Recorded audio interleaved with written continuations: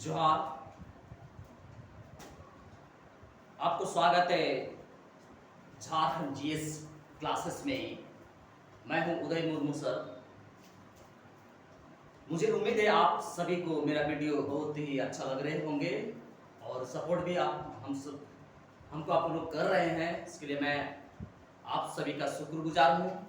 दोस्तों, आज का चैप्टर हम जो प्रारंभ करने जा रहे हैं वो आपका है झारखंड में धार्मिक आंदोलन। ठीक है दोस्तों, तो क्या है ये? झारखंड में धार्मिक आंदोलन। झारखंड में धार्मिक आंदोलन, ये हमारे आज की टॉपिक है कि झारखंड में कौन कौन से धार्मिक आंदोलन हुआ, कब हुआ और क्या अवस्था रहा उस समय में। ठीक है दोस्तों, तो हम झारखंड के, चलिए मैं स्टार्ट करता हूं बिना विलंब किए हुए।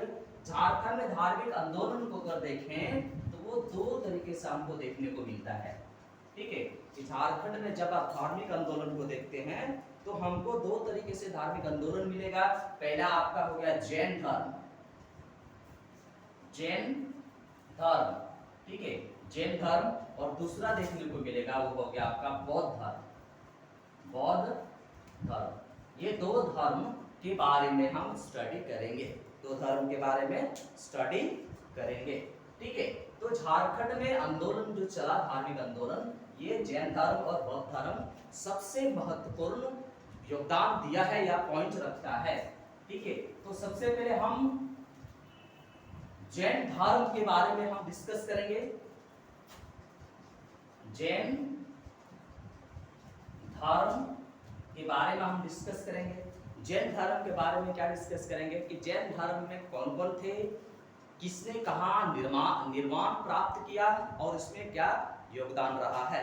ठीक है, तो कहते हैं कि जब जैन ग्रंथ आप देखेंगे, ठीक है, जैन ग्रंथ अगर आपको देखने को मिलता है तो जैन ग्रंथ में महावीर स्वामी, कौन?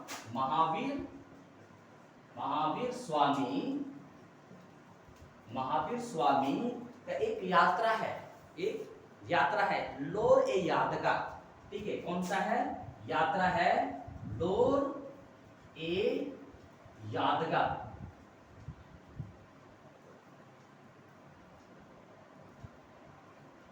लोर ए यादगा, ये आप देखेंगे तो ये आपको बहुत ही ज्यादा, ठीक है, प्रभाव आपको झारखंड के रूप में आपको प्रभावित ज्यादा देखने को मिलता है। ठीक है, तो लोर ए यादगा, इसका जो मुंडारी शब्द है, मुंडारी अर्थ होगा, ये मुंडारी अर्थ है, ये मुंडारी अर्थ में होता है क्या? आंसुओं का नदी।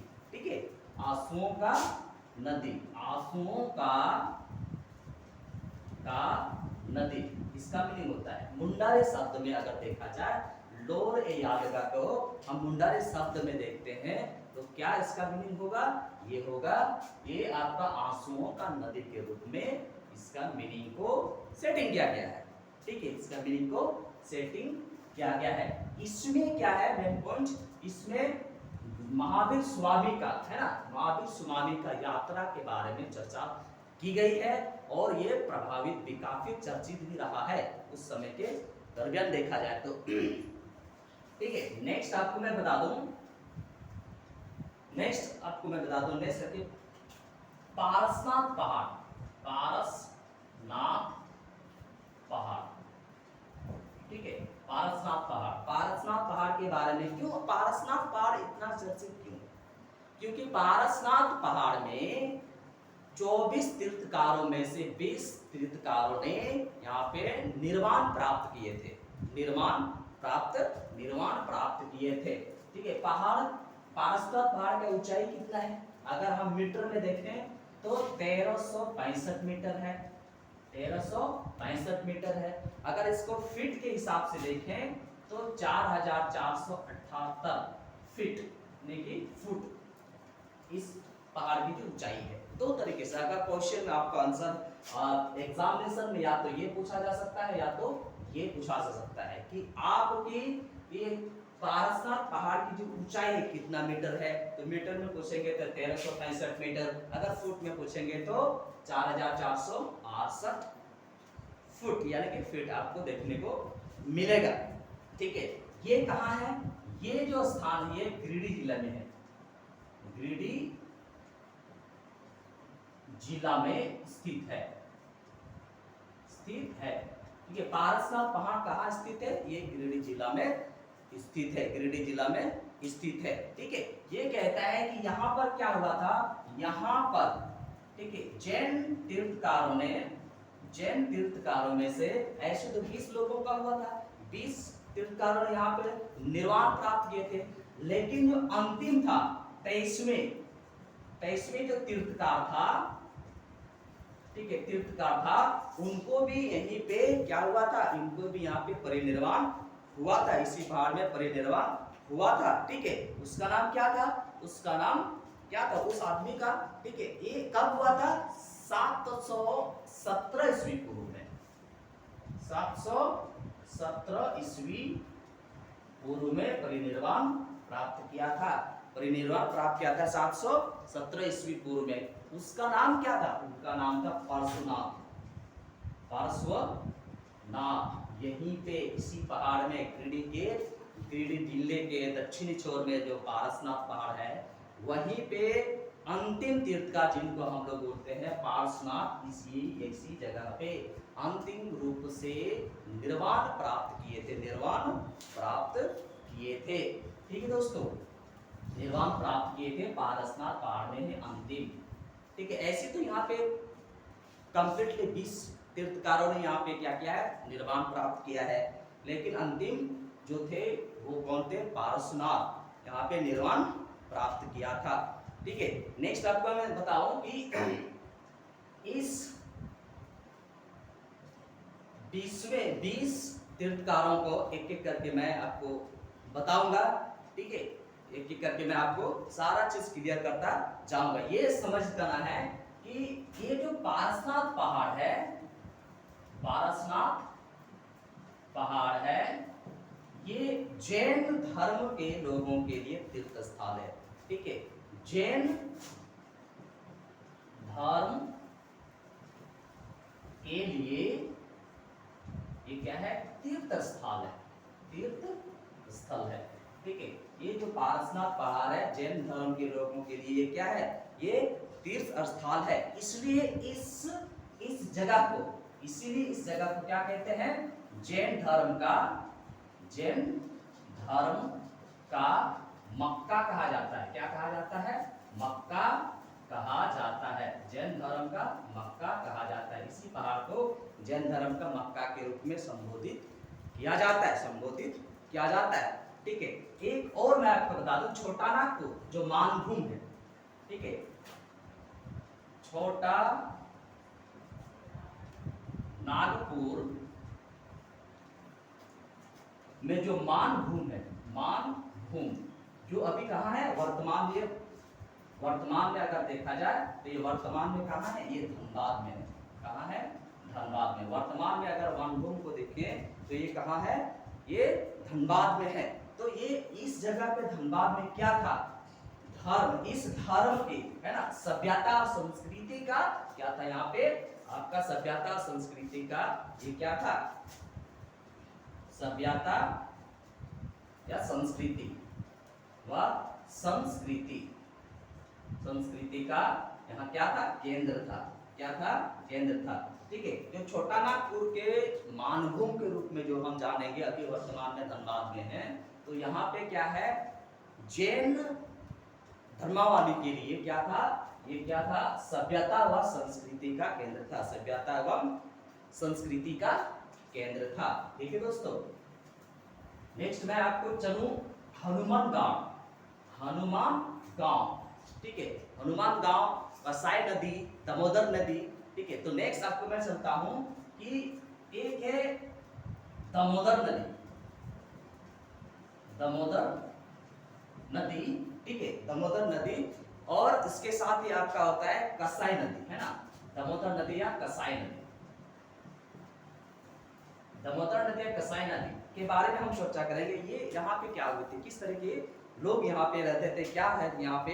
ठीक है, तो कहता है कि इस नदी के किनारे आपको क्या मिलेगा? जैन धर्म के अस्तित्व यानी कि अवशेष को प्राप्त हुआ, जैन धर्म के अस्तित्व को प्राप्त करता है। इस नदी घाटी में, इस नदी घाटी में जैन धर्म के अवशेष को प्राप्त हुई है। क्या अवशेष प्राप्त हुई है। यहाँ पे अवशेष प्राप्त हुई है। कहाँ पे? ये दामोदर नदी एवं कसाई नदी के घाटी में ही हम लोग को क्या मिला है? ये क्या मिला है? जैन धर्म के अवशेष को प्राप्त हुए, जैन संबंधी अवशेष को प्राप्त हुई है। ठीक है दोस्तों। नेक्स्ट आपका होता है हनुमान गांव। ठीक है, हनुमान गांव,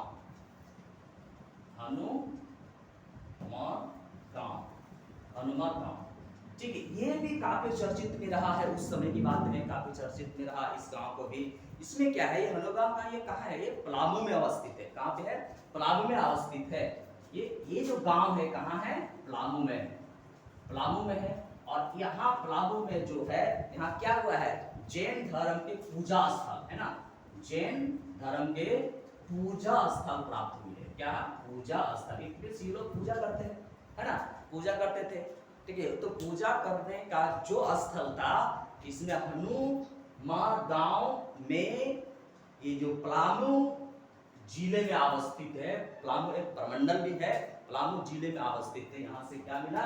जैन धर्म के लोग यहाँ पे पूजा करते थे, इसलिए पूजा स्थल यहाँ पे प्राप्त हुई है, पूजा स्थल यहाँ पे प्राप्त हुई है। ठीक है दोस्तों। नेक्स्ट आपको मैं बता दूं सिंहभूम।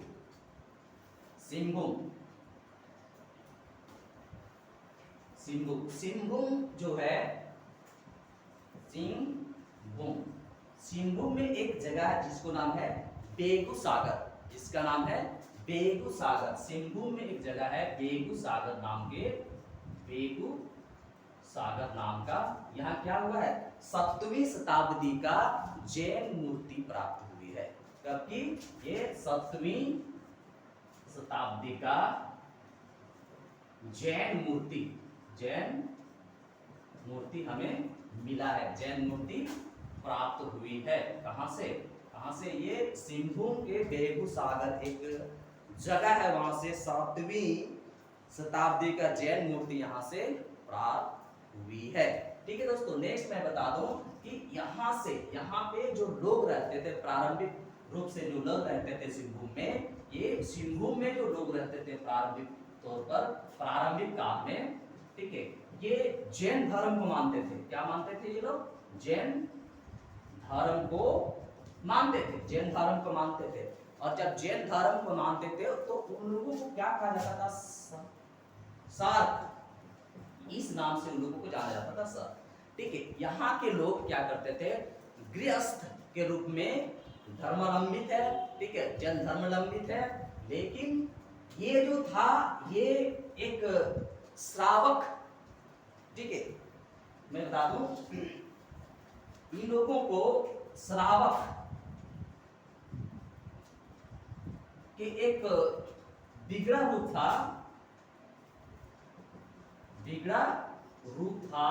जिसके कारण वहां के जनजातियों ने उन लोगों को वहां से बाहर कर दिया था। क्या कहता है? वहां के जनजातियों ने उन लोगों को बाहर कर दिया था। वहां पे जो जनजाति था, जनजाति ने इन लोगों को क्या कर दिया था? बाहर कर दिया था। क्या कर दिया था? बाहर कर दिया था।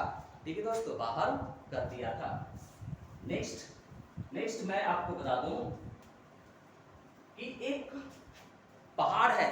कौन सा पहाड़ है? ये एक पहाड़ का नाम है कोलहुआ पहाड़। क्या है? कोलहुआ पहाड़। ठीक है, ये जो पहाड़ है, ये पहाड़ कहाँ पे है? ये पहाड़ चतरा में है। कहाँ पे है? ये चतरा जिला में है। यहाँ पे मेन पॉइंट क्या है? यहाँ पे मेन पॉइंट है, यहाँ से जैन धर्म और बौद्ध धर्म दोनों से संबंधित साक्ष्य प्राप्त होती है। ठीक है, यहाँ पे क्या होता है? जैन धर्म एवं बौद्ध धर्म दोनों का प्रमाण प्राप्त होते हैं। दोनों का प्रमाण यहाँ से प्राप्त होती है, दोनों का प्रमाण प्राप्त होती है। ठीक है। इट मीन्स कोल्हुआ पहाड़ जो चतरा में है, यहाँ पे जैन धर्म के लोग को भी था और बौद्ध धर्म के लोग भी यहाँ पे रहते थे, दोनों का यहाँ, क्योंकि यहाँ पे बौद्ध और जैन दोनों का मूर्ति मिला है, बौद्ध का भी और जैन दोनों का यहाँ पे क्या होते मूर्तियां प्राप्त हुई, मूर्तियां प्राप्त हुई है, बौद्ध धर्म की भी मूर्तियां प्राप्त हुई और जैन धर्म का भी यहाँ से मूर्तियां प्राप्त होती है। नेक्स्ट आपको मैं बता दूं कि इसी पहाड़ में, इसी कोल्हुआ पहाड़ में 10वें तीर्थंकर, ठीक है, इसी कोल्हुआ पहाड़ में जैन धर्म के 10वें तीर्थंकर, जैन धर्म के 10वें तीर्थंकर जो था वो कौन था, तीर्थंकर था, ये था सिद्धनाथ।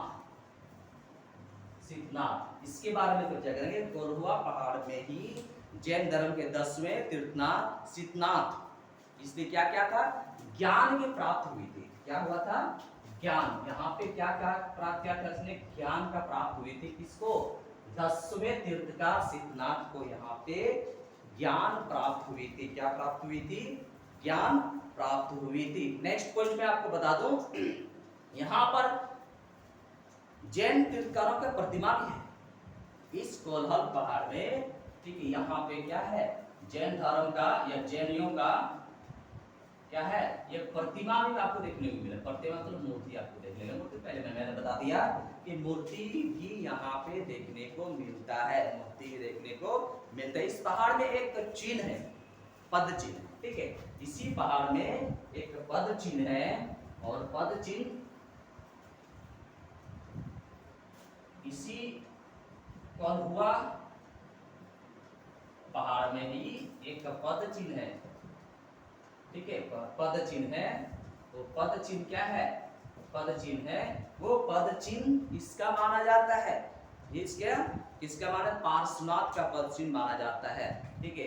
इसका पार्श्वनाथ का पद चिन्ह माना जाता है, चिन्ह माना जाता है, ठीक है दोस्तों। माना जाता है कि कोल्हुआ पहाड़ में जो एक पद चिन्ह है वो किसका पद चिन्ह माना जाता है, ये आपका पार्श्वनाथ का पद चिन्ह माना जाता है, ठीक है दोस्तों। तो इस तरीके से आपको जैन धर्म जो झारखंड के संबंध में जो आप आपको बता रहे हैं वो काफी ही एग्जामिनेशन पॉइंट से बहुत ही इंपॉर्टेंस है, और ये आप कंप्लीट कर ले। आप जब भी वीडियो को देख रहे हैं या मेरे वीडियो को देख रहे हैं, किसी का वीडियो आप देख रहे हैं, तो जब आप देखने बैठे हैं, आप स्टडी कर रहे हो, तो आपको सबसे पहले क्या करना है, पेन और कॉपी आपके साथ रखना जरूरी है, ठीक है। जैसे आपको कहीं भी लगता है कि हाँ हमें लिख लेना चाहिए, तो वीडियो को पॉज करके लिखिए और उसको एक नोट्स बनाइए, जिससे आपको पूरी तरह जानकारी मिलेगी। और अगर जहां पे कहीं भी आपको लगता है कि और जानकारी प्राप्त करनी चाहिए,